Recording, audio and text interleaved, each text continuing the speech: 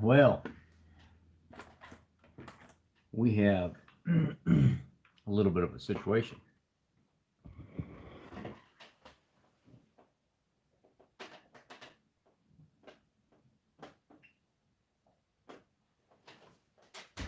Sorry, I had to get rid of that phone number that was on the board. I didn't realize that my roommate had left somebody's personal information up there. So I wanted to turn the camera away and get rid of it. So Trump is headed off to the hospital, COVID related. And he's going to work from one of the executive suites at the hospital to do his president stuff from there. A lot of people were blowing it up on social media, the fact that he was, oh my God, he's going to the hospital. Somebody's done something to him, or he's sick and he's gonna pass. It's not even the case. They just want him to go work from the hospital right now. Hello, hello, Bill. So they just want him to go work from the hospital right now. Just be around doctors and stuff like that in case something does happen to him. But wouldn't that be some shit though? If honestly they used COVID to take him down, wouldn't that be some crazy stuff? It's kind of one of those things now where you're like, you have to think about stuff like this. If you don't think about stuff like this, that would be absolutely wild if President Trump was taken out by COVID, where he's not showing any symptoms at all right now. Hello, Nona. He's showing no symptoms at all right now, and I think the thing on social media is everybody was blowing this up, that Trump was going to go to the hospital and he was like severely sick and stuff like that, and all of a sudden it's time, he's going down. And then I'm looking on all the live news feeds. It was nothing like that. He actually walked to his helicopter. He was waving at everybody, or waving at the people that were out there. He tapped on the rail of the helicopter. He walked inside as if he was saying, come on, good old girl, let's go. Let's have another ride or something. There was nothing wrong with him. It's kind of one of those things now where you have to think about the whole idea at hand. That would be, yes, I am rested. Today was my day off. I have lost 21 pounds in 3 weeks, back on a full-blown carnivore, really strict, no sugar, no carbs, no nothing diet. So I feel real good, and I feel excellent. And because I worked Saturday, I told my boss I wanted to have today off. I wanted to be able to go do me stuff, I went and got a new I went and got a new muzzle brake for my AR-15. Look at this, guys. I'm gonna show you guys this real quick. It's pretty cool.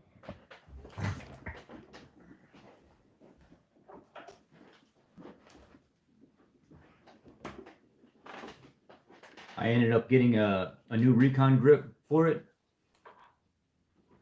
So I ended up getting a new recon grip, canted recon grip, and then I went out and picked up a Surefire LLC Warcomp 556 muzzle brake hybrid. It's a muzzle brake and flash, like light flash suppressor. It's supposed to reduce about 80% of the overall recoil of the weapon, and this thing right here is absolutely insane. It shoots as a laser, just like a laser, like it is. But now I've kept it light, and I don't have stuff all over it like some people put tack lights and all that other stuff on it. I'm not going to do all that. I want this to be a maneuverable weapon, something that's not super heavy. This right here retails for about $150 to $175 for this muzzle brake slash suppressor, or whatever you call it, hybrid suppressor. There's a specific name they call this particular one, but I ended up picking it up at Marengo Guns for $125.99.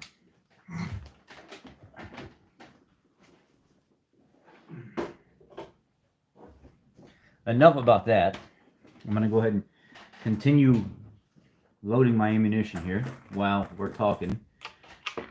It would be pretty crazy if all of a sudden Trump went down from COVID because of something they're planning. You know, that's what people are thinking right now. People are thinking right now that how in the hell is everything fine and everything's no. Cookie, they can't do nothing to me.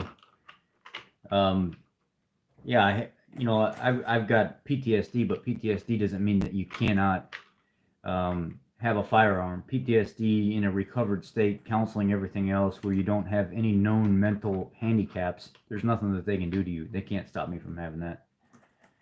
And let them come. If they did, let them come.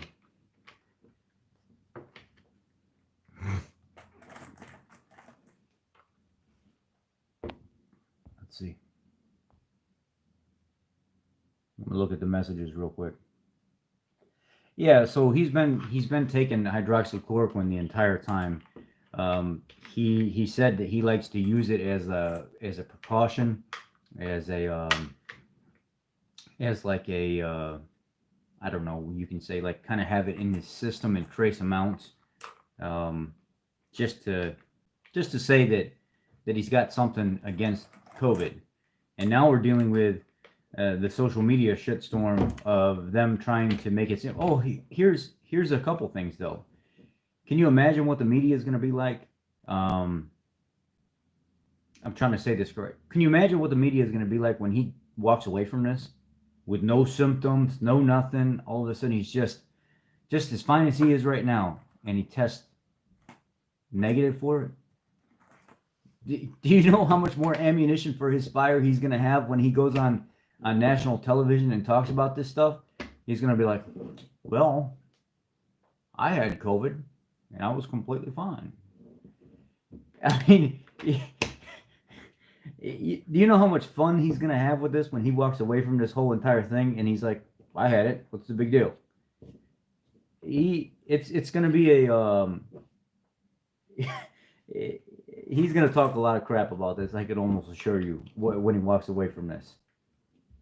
It's kind of one of those things where you wonder, are they doing this to him just because they need to secure this election? All of a sudden, what would happen if he died or his left crippled? It would, let's say something did happen to him. I think they say that the next person in line would be, well, obviously would have to go to his vice president or Pelosi. Pelosi would be if the election can't take place, they say she would be the interacting one. But if the person that's supposed to... And now it's cold beer time. Let me mute all this. Anyway,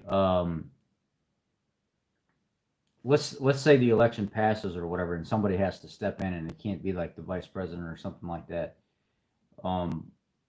It would be the Speaker of the House. I'm pretty sure that's how it goes. But technically, it can't be the Speaker of the House because her spot is up for re-election as well. So if you have the Speaker of the House that's up for re-election the same year that the president is up for re-election, that person isn't eligible to take the seat of the presidency in the meantime, so it has to go to the next person under her. From what I understand, and trying to stay away from all the BS on social media, which social media seems to think that Nancy Pelosi is, she gets it immediately. That's not the case. I think the way it reads, if I remember correctly, is if the Speaker of the House is up for re-election the same year that the president is up for re-election and something happens to where it gets extended and somebody else has to intermediately step in, they can't take that position because they're also up for the same criteria type thing, and that would hold them over longer in their slot as well. Yeah, I think he needs to go somewhere safe where his people are the ones that are taking care of him, not some hospital or something like that. But we'll see what happens. We'll see if they let him clear from this. Remember, it's supposed to be 14 days, and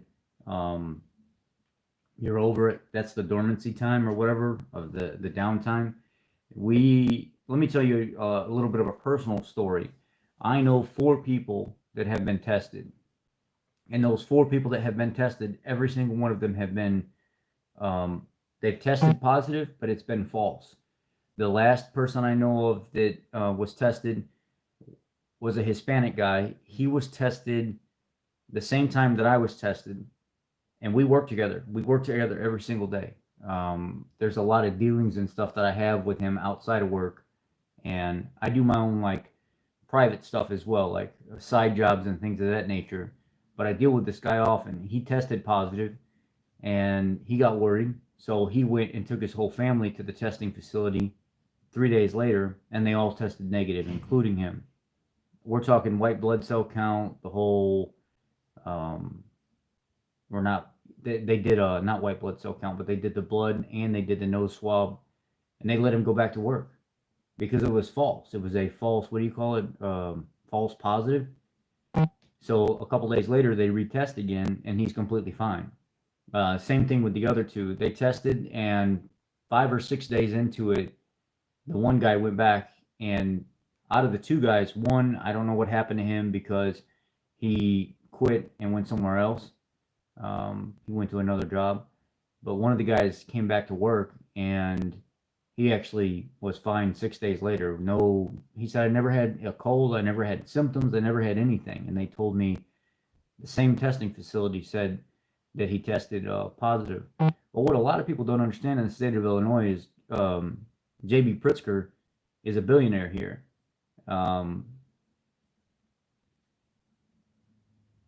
How could they miss that when it replicates your blood cells? It takes, I like I'm saying, most of the tests that we're seeing, they're not even accurate tests. They're outside of what you see on social media.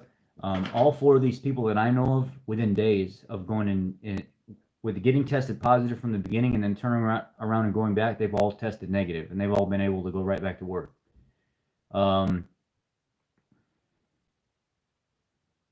Boris in the UK had it, and it was serious. I don't believe all that. I mean, Boris in the UK is so full of crap as it is already. That's the same guy that was saying that he wants to go in people's homes and remove them from their homes if he knows somebody has tested positive or shows symptoms of being sick, and take them to a quarantine area. This is the same guy that was on national television saying that he wants to be able to do that. We want to be able to go into people's homes and remove them from their homes if we find out that they're sick. Boris is so full of shit, it's unreal. I don't trust anything coming out of Boris's mouth. And anybody that has their feelings hurt because of me saying something like that, you'll get over it. It's not my problem. Boris is the same guy that said that he wanted to double up on the fines of people in the streets for not wearing a mask, but 2 or 3 days after that, his father is recorded in the streets not wearing a mask going shopping. His 80-year-old father. I mean, come on. It's the same dude that's trying to force this on everybody else, but not even making his own family members do this. His own family members not even taking this thing seriously. And then his pops gets caught up in the mix of it, and then has to make a public apology to Europe because of his negligence in general. You mean to tell me that this is just by happen chance that these things happen? So then let's take that and let's switch it over and look at J.B. Pritzker. While he's locking down the state of Illinois, telling people we can't go travel and stuff like that, and we need to stay local and do the things locally, and everybody's running to Walmart like a bunch of hooligans, and nobody's getting COVID from going to Walmart. His wife is flying to Florida on her little trips and stuff like that, while the rest of us can't go anywhere. That makes a lot of sense, right? These are the people that are running these states, the country. This is the leadership that's put in place over us, and we're listening to every damn thing that they're saying, which is it's a load of horse shit. The same leaders that are putting out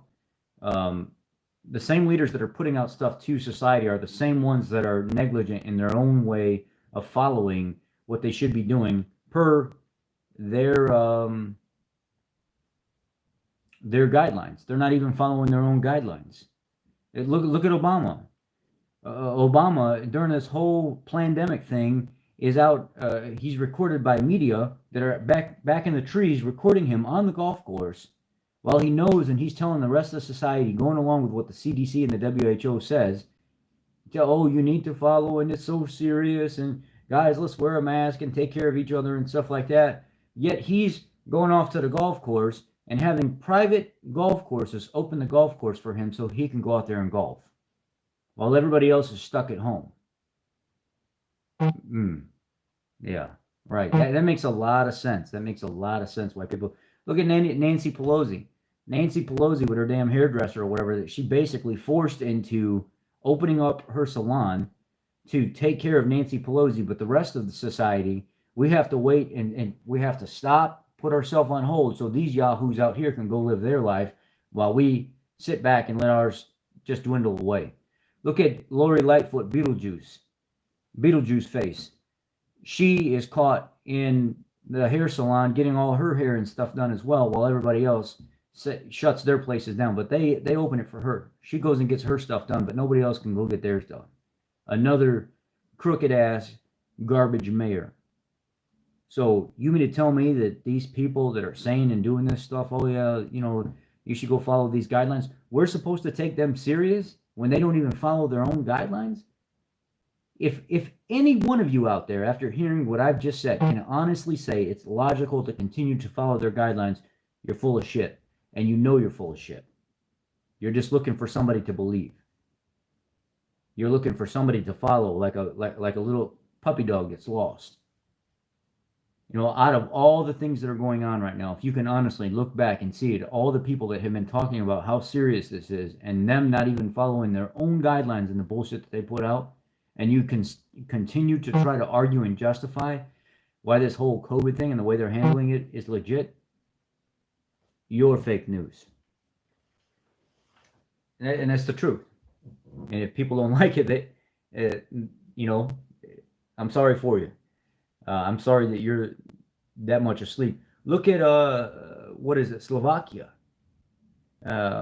Slovakia, they're going back into a full-blown lockdown October 1st. How are you going to put an entire area on full-blown lockdown, and they have one of the lowest deaths in the entire world for COVID-19? The lowest death rates. I think there's like 54 people in Slovakia or something like that. That have died from COVID-19 from the beginning, and they're going back into a fucking lockdown. Their economy is literally going to be turned upside down and destroyed. They are mandated, like it's a law, like you will be forced or taken to jail if you're caught outside your home without a mask on in public. As soon as you leave your house, you are to put a mask on. As soon as you are driving your car, doesn't matter if the window's up and the doors are closed, and you have to have a mask on your face, or you will get ticketed. You will get in trouble for it. So you tell me how any of this shit makes any sense at all. It's complete rubbish. It's complete garbage. It's exactly what it is.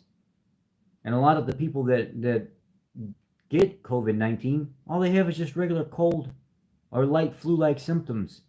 And guess what? You're going to test positive for it on a COVID test if you have those things, because that's part of it. The common cold, they say, is part of the coronavirus family. So it's just ridiculous to keep putting out all this nonsense, distasteful information about all the stuff that's going on from this person and that person, and this president this and mayor that says you need to do this, and we all the radio commercials and stuff like that where they talk about everybody wearing a mask and caring for the next person and all this other junk. You mean to tell me y'all believe all this shit? Something's wrong here. Something's really wrong here.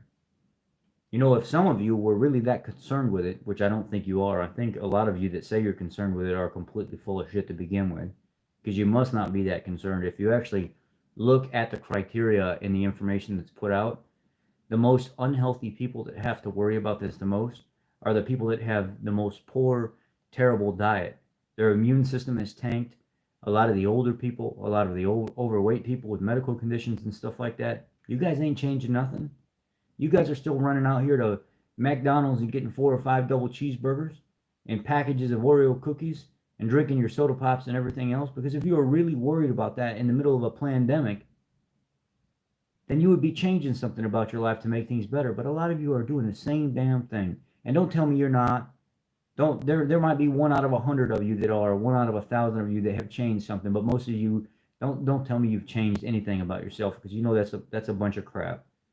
Most of you are living your life the same way now that you did before, if not worse, because you're stuck in the house.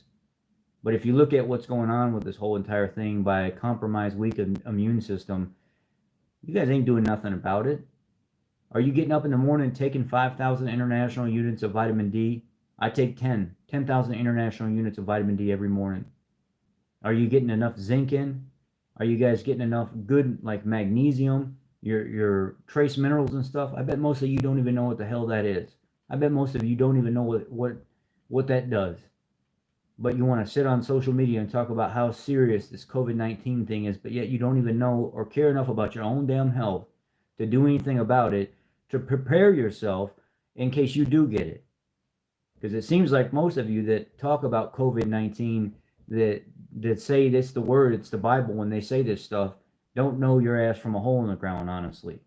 Because whenever I see people talking about this stuff on social media and I go click on their page, I see lasagna nights, biscuits and gravy in the morning, soda pops and everything else, and the parties that they're at with beers in their hands and all this other stuff. Yeah, if you really cared, you would quit doing all that stuff.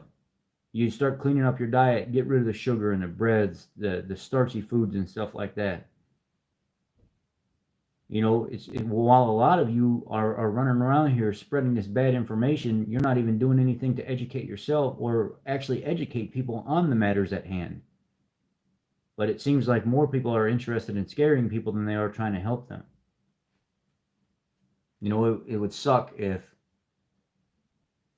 President Trump was hurt by this, and I can't say certain words on here because if I do, they remove the video. But it would suck if President Trump was hurt by this pandemic and something happened to him because of them setting him up with this coronavirus. You know, that's one of the first things that people were saying when all this popped up, is now Trump tests positive for COVID-19 just weeks before an election, right? Really? How many events has he been to with thousands and thousands of people around him all the time? And it's just now that he's getting COVID-19? It's just now that he's getting sick. You know how many people I see on a daily basis? How many people I run into and vehicles I work on? How many public places I go to? How many rallies and stuff I've been to around thousands of patriots? Not one single person, COVID-19. Never me, COVID. I've been tested 8 times. 8 times since all this started. Not one single time that I have COVID-19. But I don't eat junk food either, though. In case this is a really, really serious thing, like they say, which I think to a small extent, it is. I think it's a legitimate thing, but it's not what they're saying it is. I eat very clean. I eat very, very, very clean. And, you know, I know of people that say on social media that they've had COVID-19 and that they've had loved ones die of COVID-19. But then when I ask them questions about their previous medical conditions,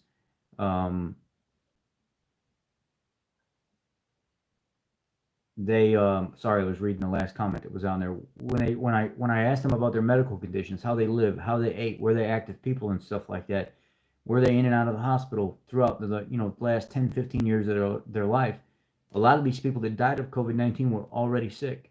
They already had pre-existing medical conditions. A lot of them would have been wiped out by a real serious flu or pneumonia-like state, and they test positive for COVID-19.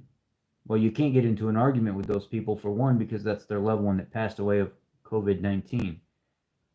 But at the same time, I so badly want to tell them, you don't know that it was COVID-19 that killed your uncle, your aunt, your grandma. It could have been the fact that they had pneumonia. They couldn't exchange oxygen properly through that pneumonia-like state. The filling of the cells, the pockets that exchange oxygen in your lungs, were full of fluid.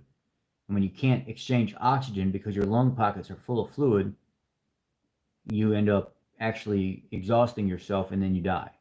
And what I mean by that is you overwork yourself trying to get in oxygen. So if you look at the way this works is you get this infection, right? It's in the upper portion. Even with COVID-19, it's the same thing. It's a pneumonia-like condition. You get this infection, it starts to get into your throat and get into your lungs. your type 1 cells get damaged, and then your type 2 cells start becoming affected by it, and then you lose function of regulating blood pressure, exchanging oxygen, because the fluid pockets in the lungs are starting to fill up with fluid because of the inflammation, and then you can't, the cell walls, when they contract and expand, that a layer on the outside can't do its job anymore because it's full of fluid and it just stays puffed out. So what ends up happening is that inflammation travels up the lung higher and higher and higher and higher. And as the inflammation in the lungs travel, and the pockets that exchange oxygen end up filling up with fluid, there's faster panting. So the pockets, the parts of your lungs that exchange oxygen have to work harder. So you pant more. And when you pant more like that, you tire yourself out. Your body almost gets to a state where it's becoming exhausted because it's constantly using those muscles too fast. And you don't have time to normal. So what ends up happening is you end up tiring yourself out. That's the term, tiring your family member tired out. Or a doctor may use that term, they just tired out.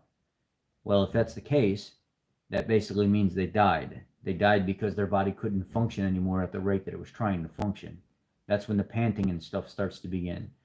That's when you see people on social media and stuff like that talking about, the condition that they're in, and they interview these people that can still talk while they're on their deathbed because they're tiring out. It's a pneumonia-like state. It's the same exact thing. It happens the same exact way. And if you could get to the point where you even defecate on yourself enough if you lose those motor functions. So it's a serious thing, but the type of thing that they're saying that it looks like too many other conditions.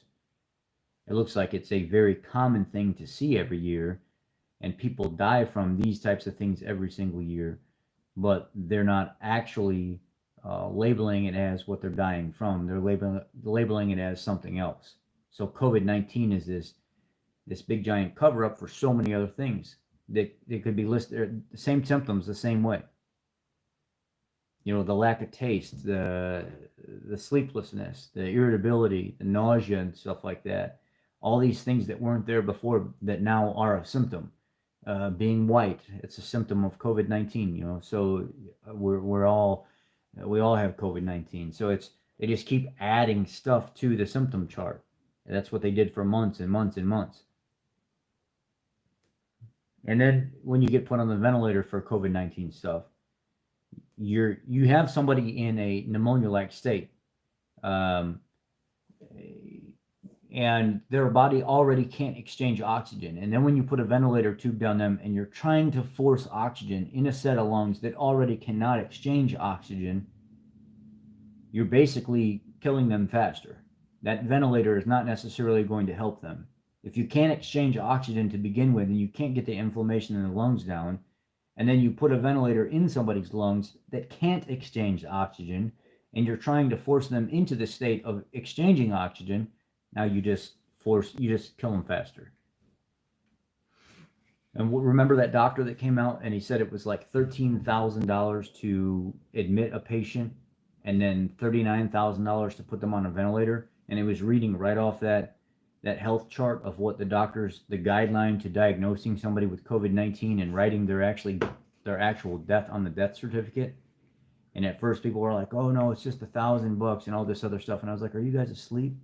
It's not what the guy said at all. He said it was $13,000 to admit the patient, and it was $39,000 to put them on a ventilator. And a lot of people were saying, oh, that's BS. They never said that. But then our governor in the state of Illinois did a live update, and somebody asked him, one of the reporters asked about the money that they were receiving. And Governor Pritzker admitted, basically his words were almost verbatim. There may be a few words that are not. Why should we allow the hospitals to lose money when they're taking care of these patients and there's no money set up for them to cover themselves? So we financially have to cover them. We have to give them incentive, or we have to give them monetization for taking care of people because there's just no money there elsewhere. So with them putting them on the ventilator and admitting them and stuff like that, there has to be some kind of money allowed for the hospital to be covered, because they're just going to lose money in the long run. So it was one of those things where our own governor admitted that there is monetization for the hospitals with COVID-19. And then think about it this way too. Think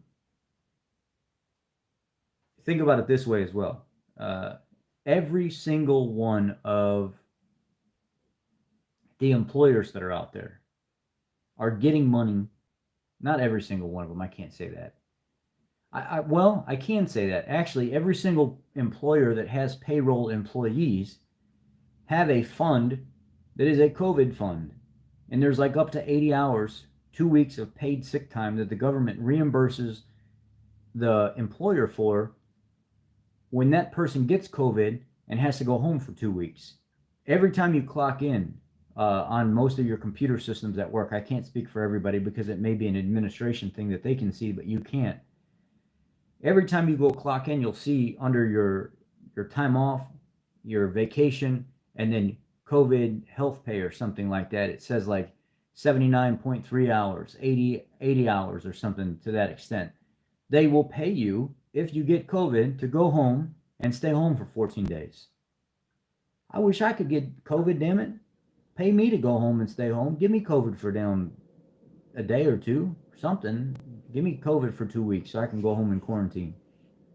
Shit, I'd like to get paid for 14 days and go home. Plandemic, scandemic, real-demic, whatever it is, send me home. But it's kind of one of those things where a lot of people don't understand these things. A lot of the employers ended up getting money because of everything that's going on, even though they may not have been directly affected by it, just by applying for small loans and stuff like that. And if you're a bigger company, there were companies that were smaller companies that had just a couple employees. They were having problems getting loans and help. But the companies that were bigger, that had multiple facilities and 30, 40, 50 people that worked for them,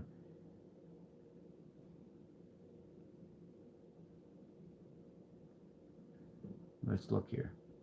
Look at the messages real quick. I'm gonna scroll through and see what's being talked about in here.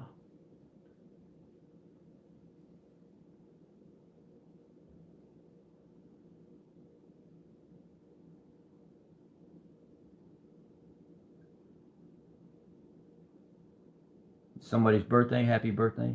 I didn't catch who it was.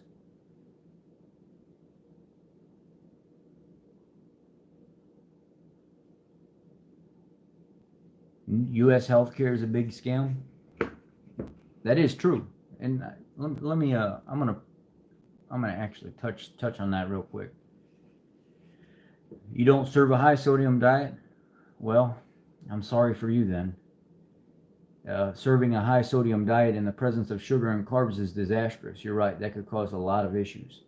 Serving a high sodium diet in the presence of no carbs and sugar and really clean eating, stuff like green veggies, real fats, proteins, meats, and stuff like that, sodium doesn't typically cause an issue with anybody at all. It's that sugar, carb, starchy retention that causes your body to hold on to the water and retain that sodium. If you're not eating that stuff, your body releases it. It has no reason. That's why a lot of people that start to go on a low carb diet or like a keto or carnivore diet, within the first week they've already lost 10 pounds. That 10 pounds is typically water weight. All that electrolyte base, that sodium retention and potassium retention, stuff like that, it flushes with it. It goes with the water. But that's a direct symptom of glucose, carbs, starches. They cause you to retain all that stuff. So having a high sodium diet with real protein and real fat doesn't actually show to be a problem for 99.9% of the people. But when you start eating all the sugar and glucose, carbs and starches and stuff along with it, your body retains too much for too long and it doesn't get rid of it as fast as it should. So that there's definitely an issue there. I wouldn't be scared of a high sodium diet if I ate a very restrictive carb and sugar type diet, something like keto, carnivore, paleo or something like that, without all the sugars and stuff that they can't eat sometimes. I wouldn't be worried about it. But if you're living in like a prison, if you're an inmate or something like that, and you don't really get a choice, if you don't really get a choice on the foods that you eat, I would think that a low sodium diet would probably be more appropriate, just for the fact that you don't really disperse the sodium as fast as you would on a really clean eating diet. And unfortunately, those guys don't get a chance to eat those types of diets. Now, somebody up here said that, let's look in this comment section one more time. One more time. Somebody said, I know it's here, U.S. healthcare is a big scam. So I'm going to reply back to Nick. Nick, you're absolutely correct. And why is the U.S. healthcare system a big scam? It's a scam because they want to make money. They don't care about the people that live here. They don't care about the people in society. They don't care about anybody. They care about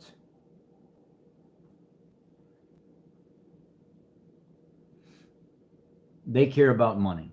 They care about monetization. They care about trying to be in charge of things. That's what they care about. That's what our healthcare system cares about. To say that our healthcare system here cares about society would be the biggest fallacy and lie that I've ever been told my entire life. The problem is companies like Procter & Gamble came along and started buying into big business. And when Procter & Gamble came along in like the 1850s, 1840, 1850, somewhere in there, Procter & Gamble was a candle maker and a soap maker. And as they progressed and came together and started their own business together here in the United States, they would end up buying more small companies. And along with those small companies came revenue from the businesses that were already there. And by the end of the 1800s, they were already worth over $1 million. And back then that was unheard of. Millions and millions of dollars by the early 1900s, going out and buying more companies, taking over more businesses, and getting involved in things that that it would not be good for society, but would be good for their pockets. Companies like Procter & Gamble that came along and said, you know what, we need to start investing money in hydrogenated vegetable oils and stuff like that as well. So you have a German chemist by the end of 1910, 1911, that comes up with a hydrogenated version of an oil that's not healthy for people. It was cottonseed oils and stuff like that that they used to lubricate the machinery and stuff. And then by 1910, 1911, this German chemist comes up with a hydrogenated form of vegetable oil and specifically tailors it to, not yet margarine. Margarine wasn't margarine that they came up with at the time. This was an actual oil that they would cook foods and stuff in like that they would sell to restaurants. They would sell to people for their home cooking and stuff like that. And it was a very unnatural oil. And they bought into this. They bought this from this German chemist that created this, and they started marketing this, putting it in people's homes, the grocery stores, the restaurants, something very, very unnatural and very, very unhealthy.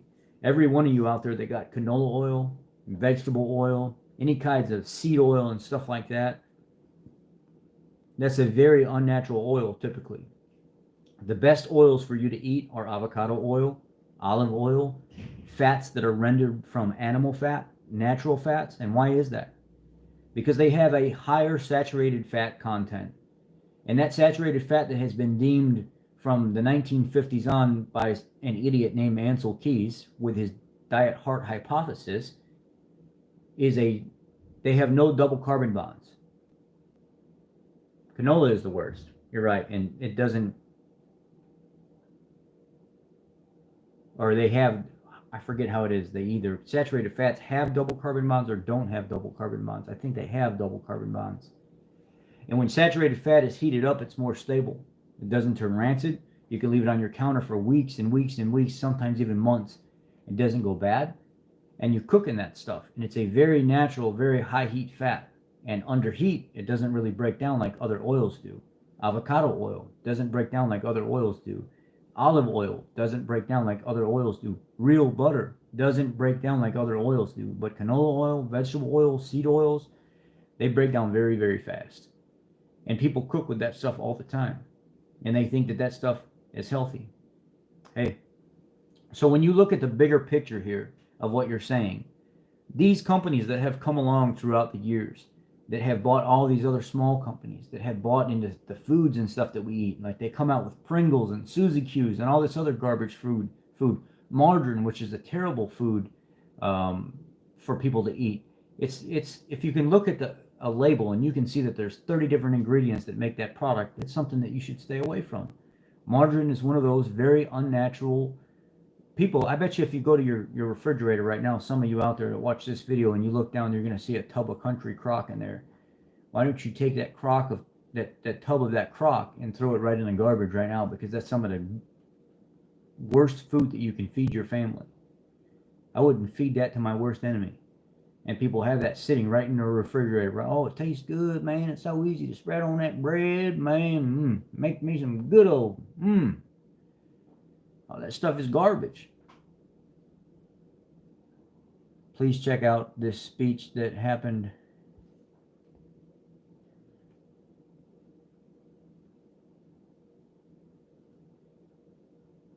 Yeah, a tub of crock of crap is exactly what it is.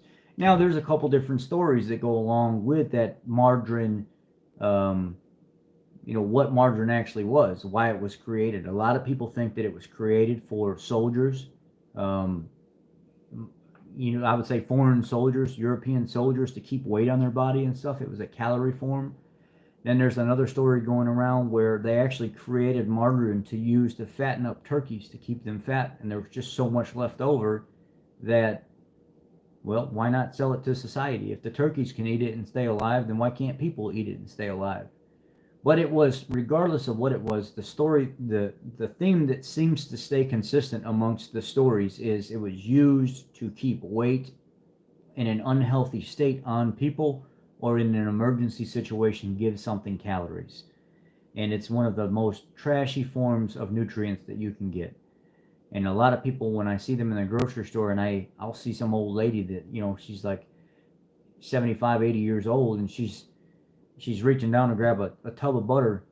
I'll sometimes tell them, look, man, if you can I just get you this Kerrygold real, this grass-fed butter here? I'll pay for it. Can you just not eat that, and I'll buy this for you, so you don't have to. This is really good stuff. Or that Irish grass-fed butter, or any kind of real Land O'Lakes sweet cream butter is fine too. I mean, it just salted or unsalted.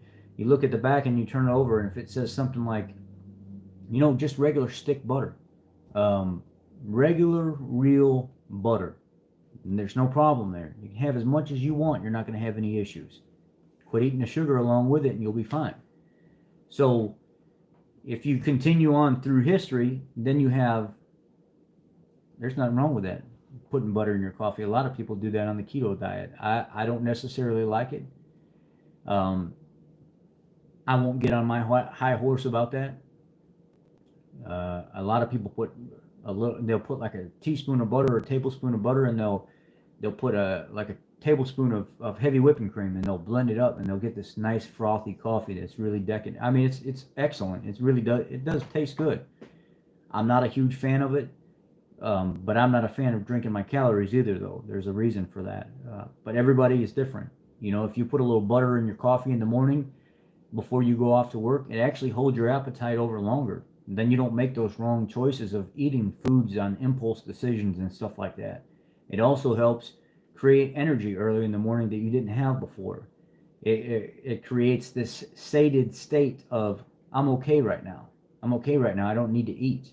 And a lot of people think that you need to eat 3 or 4 times a day, and it's the biggest misconception that there is. Your body is developed. Your body is a machine. You don't need to eat 3 or 4 times a day. That's a complete fallacy by the medical industry to keep you eating throughout the day, to speed up your metabolism so you actually gain weight and ruin your metabolism. There's only 2 ways the body actually functions, and it's a feasted and fasted state. And it's been that way since biblical times. It's been that way since the beginning of time. So as time has passed, we've changed this state of how the body actually functions to what we want it to be, and the medical industry has ruined people. You're hungry or you're not hungry. What ends up happening is we ruin ourselves when we try to eat 3 or 4 times a day. I eat one meal a day. I'll sit down and eat 2 to 3 pounds of steak in one sitting, and that's it. I'm done. Maybe the next day I'll have 2 or 3 pounds of pork chops in one sitting, and I'm done. So you don't. We don't need big meal because we don't work on farms anymore. It's just the misconception that you have to eat multiple times throughout the day, where this has literally ruined society. Your body does. You don't need to do that. And if you actually take people through fasted states, you can treat stuff like diabetes and other medical conditions as well. But you have to do it very, very carefully. Monitor with a constant glucose monitor, just keeping track of your stuff overall. And that's actually how people like Dr. Jason Fung takes diabetics. He's a world-renowned nephrologist, and he'll actually change their state of being diabetic through forms of fasting just in a matter of a few months. No insulin anymore, A1C completely down, sugar under control. But it's a monitored medical way of fasting them in a very controlled manner, and he's got them off insulin, metformin, everything, just because he's not a doctor that's bought and paid for by big pharma. So let's travel on through society, and then you get the whole push in like 1965, 1970, where Procter and Gamble is now interfered with the American Dental Association, the American Medical Association, the American Diabetes Association, and they've basically put so much money into these companies to the point where they're doing stuff like, oh, we're manufacturing Colgate now, we need you to stop. People should stay away from pork, too many parasites. Yeah, I mean, I get that you say that stuff, and I've heard a lot of people say that, but I would never tell anybody that because it's never, I actually don't believe that. I believe that if you can get pork locally, no problem at all. I know some people have issues with pork, but I never tell people to stay away from pork because of parasites. I've seen all the stuff that they do on TV where they take a big old giant slab of pork chops and they take a Coca-Cola and they pour it all over it, and all of a sudden this stuff starts coming out of it. And see, look at all the parasites. And I was like, well, let me be the one that tries to prove them wrong. I take a can of Coke and I do the same thing, and I'm looking at the pork chop and I was like, damn, I ruined that pork chop. I mean, a lot of people have opinions on everything, but here's the fact. The fact of the matter is you're never going to get a clean, super, super clean source of pork. Pigs eat whatever they can. They have a system that processes everything. You try to throw grass out there, a pig's not going to eat grass. They want smelly, tasty, rotten, sweet. There's no grass-fed pig. A lot of people think that you can grass-feed pigs or they're fed some kind of super, super clean diet, and that's not true at all. Pigs eat grain. They have to be fat. They have to have their system fattened up constantly with different types of sugar and starches. So there's no clean, real clean source of pork. You get what you get. You can find more ethical ways of people raising pork and the cleaner sources of the garbage food, how they raise them, but still at the end of the day, it's going to come down to a garbage type food. So, you get Procter and Gamble in like 1970, where they go into the American Dental Association, and they basically pay the American Dental Association to say, oh, we're manufacturing Crest now, or Colgate, or whatever it is. You stop recommending that brand and start recommending this brand. Here's a couple $1 million. So it's a paid and perpetuated way of since the beginning of time. A lot of these big companies out there are what gear our medical to be the way that it is. They're what gear our food pyramid to show up the way that it does, in the reverse fashion of what it should be. If you took the food pyramid, and I know you've already heard this, and you flip it upside down, and you put your garbage stuff, your starch, your sugar stuff on top, and then you actually, how the meat is the smallest point, and then you get down to the fruits and vegetables and everything else as the largest point, should be the other way around. Fruits and vegetables should be up top, and the meat and fats and stuff should be on the bottom in the largest point. And why is that? Everything in your body operates off of fatty acids and amino acids. Your whole entire body is built of nothing. The ligaments, the tendons, the muscle tissue, the skeletal tissue, everything is built off amino acids and fatty acids. Your entire body is. Why would you take the least form of what your body actually uses to repair itself and regenerate and make itself strong and move it to the smallest category and move the thing that it uses the least that it doesn't need, which are carbs and sugars and fats, or carbs and sugars and starches, when your body can already make its own sugar based on gluconeogenesis, the drive for the creation of sugar when the sugar levels drop too low. And the reason for that is your organs have to use a certain amount of glucose to function. And your brain can switch between fats and sugar on whatever it sees that it needs.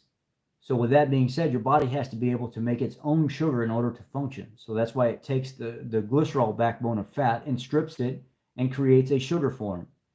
So your body can actually take fat as a fuel source, strip the glycerol backbone off of it, and use a conversion process and turn that into sugar. And then you can take different types of protein through dietary need, and hopefully not in a fasted state, and your body can actually take those protein sources and convert it into sugar. Gluconeogenesis is what it's called. But your body has no way of making its own protein. It has no way of making its own fats. So if it can't make it, what does it do? If you went long enough without protein and fat, your body would literally start catabolizing itself.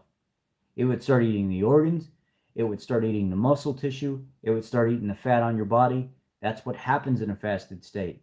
As long as you have ample amounts of fuel all over your body, you can fast for long periods of time. Brain only runs on sugar, not fat.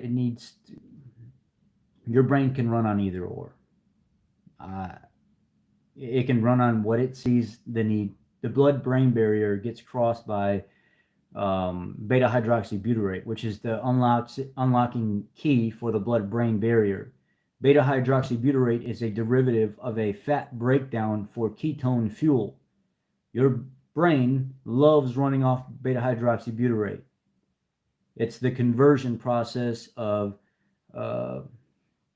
acetoacetate. No. Well, then go back to Bart's channel and listen to Bart.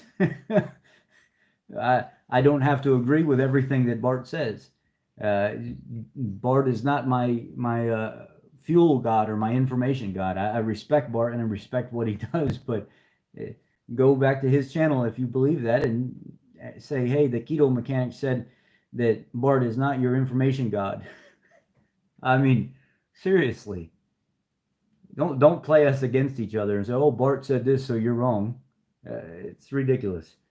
Anyway, when we get to a point when we start looking at the history of where money is funded into society, we start to see that a lot of these big companies are what's making these medical recommendations happen. It's not the medical institutions themselves. You think nutritionists actually understand what they're talking about? When I sit down and talk to a nutritionist and I bring up the fact that somebody has a vitamin C deficiency or somebody has excessive water retention, they have, what do they call that? Water retention on the legs. It's where your body's holding excessive water. Anyway, I've lost it now. When I sit down and talk to them about it, they try to restrict sodium. They try to restrict sodium to say that stop eating sodium because that's what's causing you to retain water. No, it's not. It's not what's causing you to retain water. If you want that person to get their vitamin C count up and the sodium levels normal, you start cutting them back on all the sugar and the garbage and stuff that they're eating. Edema.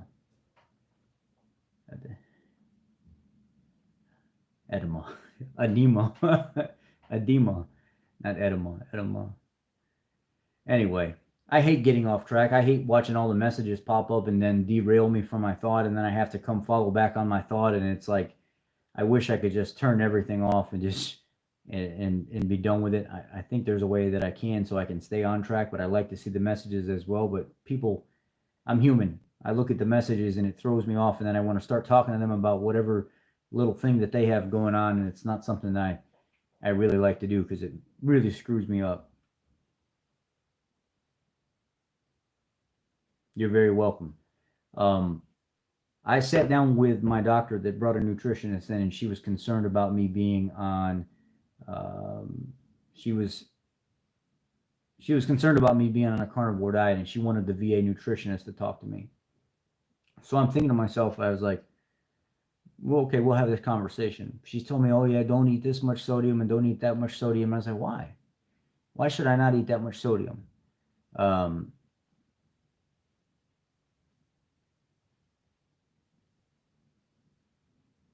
So I'm sitting there with the nutritionist, and she's telling me all this stuff about sodium and everything. I said, well, you're telling me that it's okay for me to have 250 grams of carbs per day. And you already see that my vitamin C and my vitamin D levels are low. And you want me to restrict this much sodium. You're being counterproductive in your whole recommendation here. I can't bring my vitamin C levels up if I'm eating an excessive amount of glucose and carbs all the time. It's not going to work. Most of the time, you're not even going to see an effect on a test. So if you want to raise the vitamin C levels, the best thing to do is to actually start to bring glucose levels down substantially, or sugar levels down substantially in your diet. And a lot of people ask, well, why is that? Well, if you look at the very molecule itself, you look at vitamin C, you look at high fructose corn syrup, glucose, there's like 4 or 5 different molecules that almost mimic each other, and they almost look the same, and they almost become reactive in the body the same way, but your body won't uptake vitamin C in the aspect that you have this challenging effect. And there's much more to it than what I'm explaining. This is just layman terms. If you have an excessive amount of sugar in the body and you're trying to increase your vitamin C levels, it's counterproductive. It's not going to work. Your body's not going to ever really latch on to vitamin C and take it into transporters properly. So when I'm sitting there talking to these people and I'm trying to, even if it's just a little off on how I'm explaining it, they start to realize, oh shit, this guy actually knows more than just the average person. Maybe I should be careful about what I recommend. And then I'm talking to them about stuff and they get worried. They get scared. And then, we just kind of hurry up and get done with this conversation and this little medical visit, and then it's done and over with.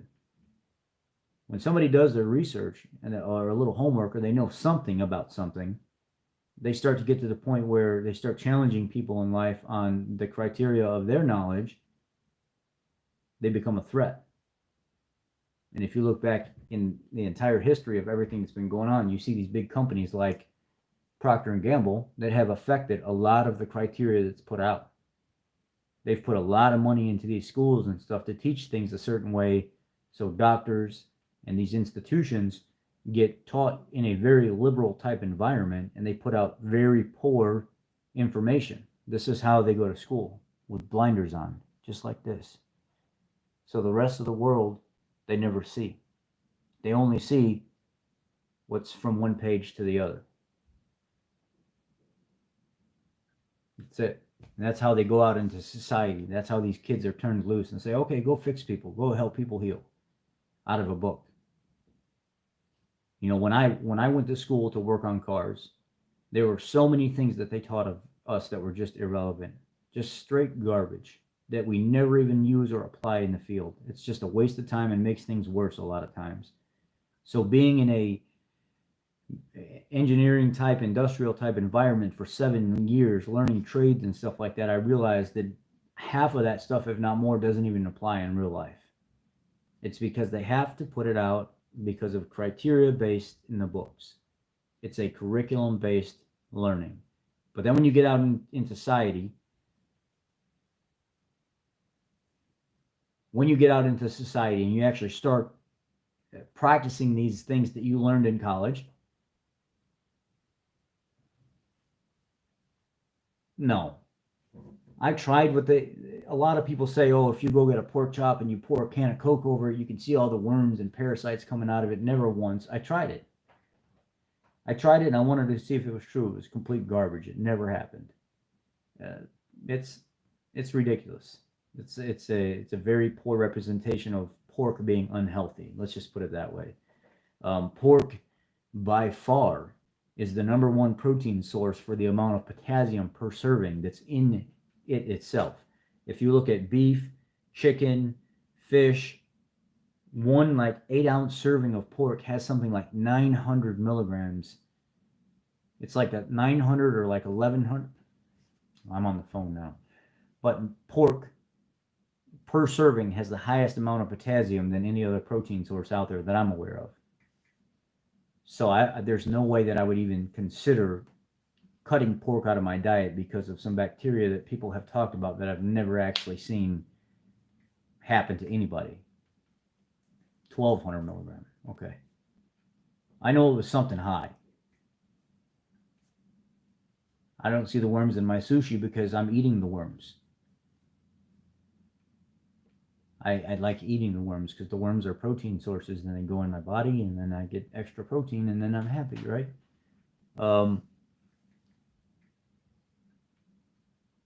So then you start looking at the criteria of Canada.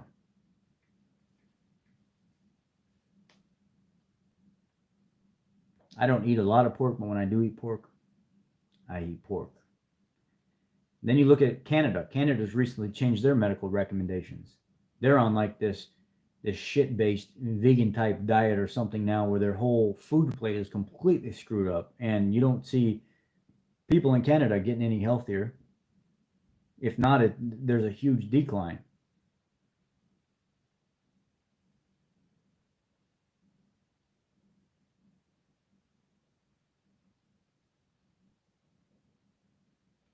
Okay, so basically, we've been duped. We've been duped from the beginning of time. We went from an ancestral appropriate diet to this shit Americanized diet right now. If you look before the Americans came in and took over Indian land, Indians were super healthy people. Their bodies were nice physiques. The women, the men, they had nice physiques.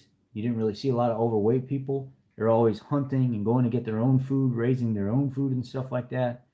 But when the white man came in and took over the land and stuff like that from Europe and started, this industrializing thing slowly as time passed, you can see how the more they brought in this processed flour and grain and heavy type, starchy type processed material, you can look at the way the American Indian has transpired or transformed from the super fit, decent physique looking body, not super fit, but just a real ideal fit type body, to this overweight,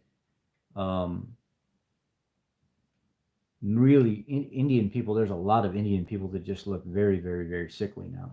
And a lot of them blame the type of food that was brought to the table and the pattern of living that was exposed to them by industrialized people.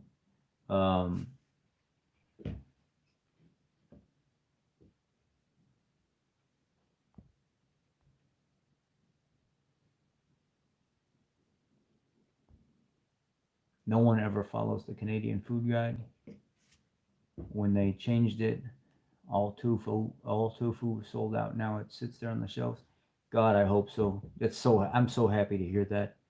I think it's complete terrible what they have done to the food recommendations and stuff. It's something very, very, very concerning. I feel bad for people that actually believe that that's good information. And look at all these over the last couple months, the fact that the media has been focusing more on talking about these vegans and stuff, that these vegans that have done harm to these children by putting children in a undeveloped state on a vegan diet, and then these children dying. At first, I wasn't really concerned with a lot of this. I was just social media stuff. It was stuff to talk about and bring up on a video from time to time and get some people riled up and talk shit about the vegans, right? But then I started realizing, bro, this is like a bad thing. This is like a really bad thing. People are doing this stuff and they're like literally killing their kids. And I didn't know how bad it was at first until I started watching that girl that does the vegan deterioration, or I can't even say it right. And then I started looking at some of the other YouTubers on here that really get into that stuff and looking into these vegan type cults, and I was like, holy shit, man, this stuff is really bad. They're trying to put their children on vegan diets at 10 months old, a year, having them eat broccoli and making them think that they're going to be able to sustain and develop off of this. Look at that, who's that girl, Aga in America?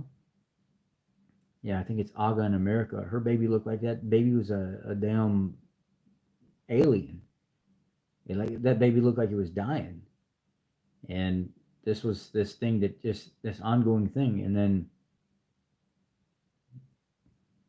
the husband, he looks like death too. The hardest hit areas of COVID also the anti-vaxxer, vegan, big government, obesity hotspots. I have no proof, just talking to me. It's sad. It's sad that people believe this stuff. It's sad that people believe we went from being species appropriate to highly industrialized, highly mechanized, and highly processed, and that this is supposed to be normal. The body was never set up for that. Yes, the body can take years and years and years of abuse, but your body was not set up to do all that. Your body was set up to eat real food. And here we are. We do the same nasty type of stuff every single day and don't change. I mean, not me. I've got probably 1.25 pound steaks sitting right there that I just cooked, and I just got done eating a pound of bacon myself. And I'll probably wake up tomorrow another 1/2 pound or pound down. I mean, literally, I've been losing like almost 1 to 1.5 pounds a day. The last 3 weeks of being back on the carnivore diet, I feel really, really good. I feel really good. But yeah, that's the gist of the video today. I wanted to get on here and talk to you guys. I haven't really got on here and powwowed for a while, and I know some people like this type of thing. It's kind of rough lately with trying to do a lot of training and stuff like that. I've been going to the range a lot, practicing a lot, working on my firearms a lot, trying to lose as much weight as possible, and then getting back in the gym and stuff like that. It's kind of one of those things now where I'm kind of focusing on me and not so much on a lot of social media stuff, even though I am doing some events and things like that. Facebook took down our Patriot group recently, and not only did they delete the Patriot group, they deleted all the admin and moderators and their personal profiles, as well as business accounts on Facebook. All of it, everything gone. So that's a little bit of a setback, but having to try to recover from that and build back everything new, it's a struggle, because you just have years of work that's just gone and flushed down the toilet because Facebook wants to control everything.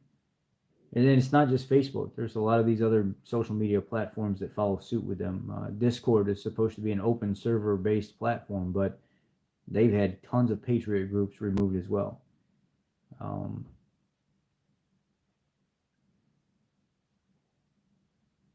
I love steak. Steak is like the most prime version of fuel for me. And, I don't get all grass-fed steak. If I can afford it, I get it. Just because of the omega profile and how much healthier it is for you. But I believe that just beef in general, no matter what form it is, if it's conventional, feedlot, whatever, it's better than eating fruits and vegetables because of all the sugar and anti-nutrients.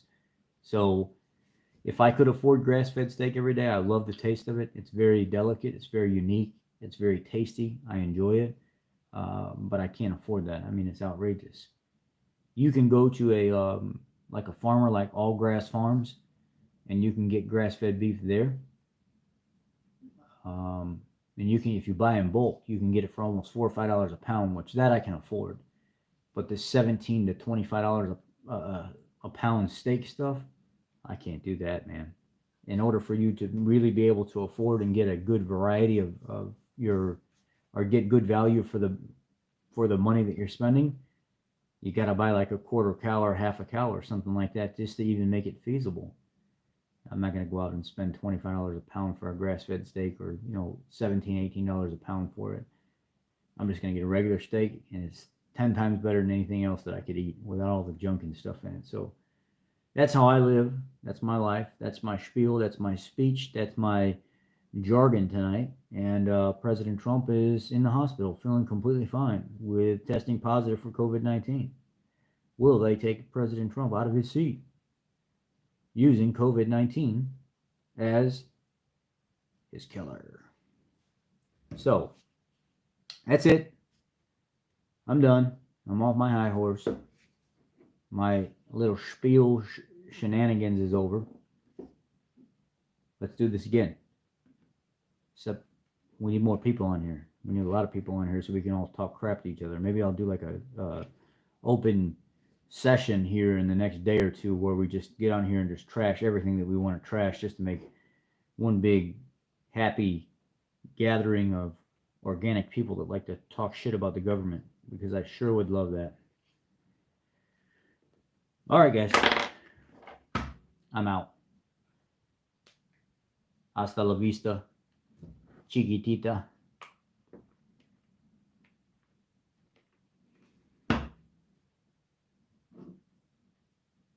Just letting you guys say bye before I take off. Bye-bye. Love y'all. Happy family. Next time.